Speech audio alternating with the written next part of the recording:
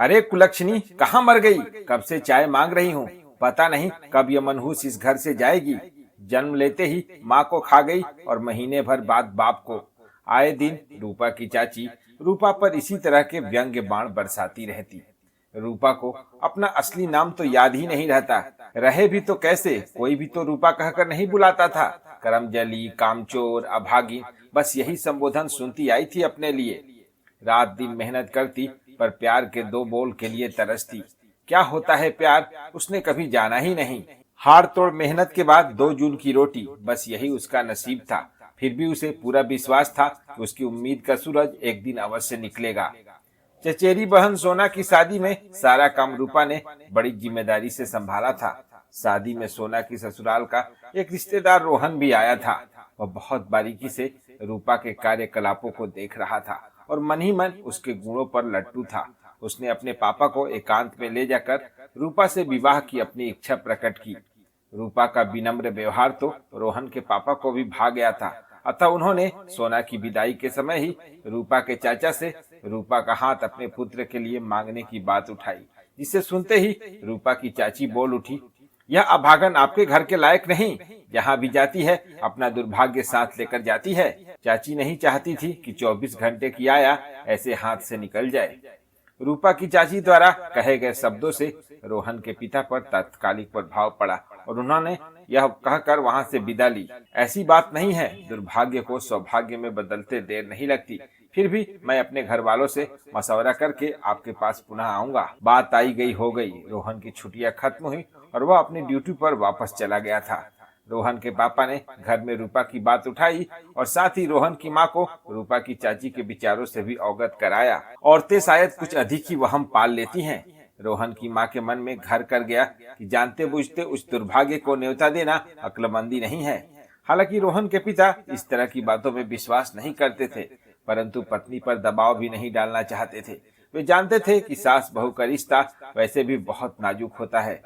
यदि जिद करके रूपा को घर में लाए भी तो उनकी पत्नी उसे कभी स्वीकार नहीं करेगी। ऐसी स्थिति में रूपा का जीवन और भी तकलीफ देह हो जाएगा। वह एक नर्क से निकलकर कहीं दूसरे नर्क में ना आ जाए। ऐसा सोचकर उन्होंने इस बात को टालने की सोची। रोहन के पूछने पर उन्होंने यही कहा, तुम्हारे ड्यूटी की ट्रेनिंग 2 साल तक चलेगी, अतः हम इस मसले पर 2 साल बाद ही बात करें तो अच्छा रहेगा। वैसे भी शादी करके 2 साल ससुराल में रखने से अच्छा है कि हम 2 साल बाद ही विवाह कराएं। पिता का जवाब सुनकर रोहन ने भी एक सवाल किया था, तब तक उसकी शादी कहीं अन्यत्र हो जाएगी तो? जरूरी तो नहीं कि वे लोग 2 साल रुके रहेंगे। तुम चिंता मत करो, मैं इस बात का ध्यान रखूंगा। रोहन के पिताजी जानते थे कि रूपा की चाची ऐसा कुछ होने नहीं देगी। उन्होंने यह सोचकर रोहन को आश्वस्त किया कि 2 वर्ष का अंतराल बहुत लंबा होता है। यदि यह आकर्षण क्षणिक हुआ तो रोहन स्वयं ही रूपा को भूल जाएगा, और यदि रोहन इस रिश्ते के प्रति गंभीर हुआ तो वे इन दोनों के विवाह की बात को बढ़ाने में अपनी तरफ से पुरजोर कोशिश करेंगे। इधर रूपा की चाची को एक और हथियार मिल गया, रूपा की भावनाओं को नेस्तनाबूद करने का। तानों की बौछार तीव्रतर होने लगी। बहुत दिनों तक रोहन की तरफ से कोई सूचना नहीं मिलने पर रूपा के चाचा भी निराश हताश हो उठे थे। अब तो कहीं अन्यत्र शादी की बात चलाने पर रूपा की चाची ही स्वयं आगे बढ़कर रोक देती। क्यों बार बार अपनी बेइज्जती कराने पर तुले हो? रोहन के पिता द्वारा अपमानित किया जाना क्या कम था? क्या बोले जा रही हो? रोहन के पिता ने हमारा कब अपमान किया? पति के एक प्रश्न के जवाब में प्रश्नों की ढेरी लगा देती। खुद आगे बढ़कर हाथ मांगना और फिर एकदम से चुप्पी साध लेना अपमान नहीं तो और क्या है? खुदा न खास्ते एक आध बार यदि और रिश्ता टूट गया तो सोना के लिए शर्मनाक स्थिति नहीं हो जाएगी? क्या चाहते हो, इस अभागन के दुर्भाग्य का फल सोना भुगते? रूपा के चाचा ने चुप रहने में ही भलाई समझी। ज्यादा बहस करने पर उनकी पत्नी का गुस्सा रूपा पर ही निकलता। रूपा ने तो इस स्थिति को अपनी नियति मानकर स्वीकार कर ही लिया था। उसे तो आजीवन सब कुछ सहना ही है, कोई दूसरा विकल्प भी तो नहीं। अपने ऊपर लगे अभागन के ठप्पे को वह किस आधार पर खारिज करवाती? दिन गुजरते रहे। बीच बीच में रोहन अपने पिता से रूपा का समाचार पूछता रहता। पिता भी उसे आश्वस्त करते हुए अपनी ट्रेनिंग पर ध्यान देने का आग्रह करते।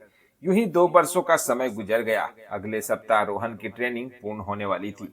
रोहन ने पिता को फोन किया, पापा मैं अगले हफ्ते वहाँ आ रहा हूँ, तब तक आप रूपा के चाचा जी से बात कर लें, हम अगले ही दिन उनके घर चलेंगे। लड़की वालों को ज्यादा दिनों तक लटका कर रखना ठीक नहीं। इस रिश्ते के लिए क्या तुम सचमुच गंभीर हो? पिता के इस प्रश्न पर रोहन तो जैसे भड़क ही गया। ये कैसी बात कर रहे हैं पापा? मुझे 2 सालों का लंबा वक्त मांगकर आप स्वयं पीछे हट रहे हैं। मैं तो समझता था कि मुझसे ज्यादा आप उत्सुक होंगे इस बात के लिए। मैंने तो तय कर लिया है कि मैं विवाह उसी लड़की से करूंगा। आप साथ नहीं जाएंगे तो मैं अकेला ही चला जाऊंगा। रोहन के इस स्पष्ट निर्णय ने उसके पिता के मन में चल रहे संशय के काले बादलों का सफाया कर दिया। फिर तो उन्होंने सबसे पहले अपनी पत्नी को विश्वास में लेकर इस रिश्ते के लिए राजी किया।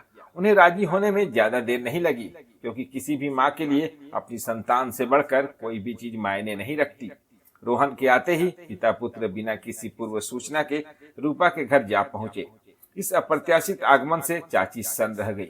उसने आखिरी दांव फेंकना चाहा और अपनी विषैली जिह्वा से विष समन करना शुरू कर दिया।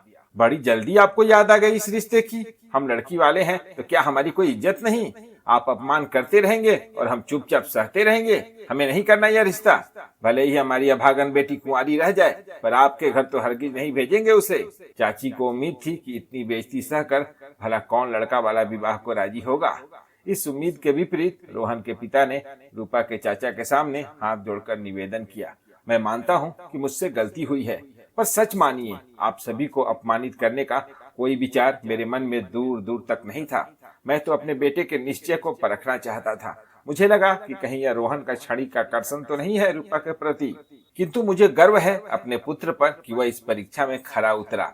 अब मैं पूरे मन से रूपा का हाथ मांगता हूँ आपसे, कृपया मना मत कीजिएगा। रूपा के चाचा भला क्या करते, उन्हें तो रूपा के इस सौभाग्य पर विश्वास ही नहीं हो पा रहा था। उनके देह का रोम रोम रोहन और उसके पापा के प्रति कृतज्ञ था। चाची ने एक बार पुनः नकारने की कोशिश की, पर इस अभागन का दुर्भाग्य कहीं आपके परिवार पर भारी न पड़ जाए। बहन जी, ईश्वर का खेल कौन समझ सका है? क्या पता इस घर से निकलना ही इस बच्ची का सौभाग्य बन जाए। रोहन के पिता ने सख्त लहजे में एक प्रकार से चेतावनी दे डाली। अगले ही मुहूर्त में सौभाग्य की सहनाइयों से रूपा का घर गुंजायमान हो उठा।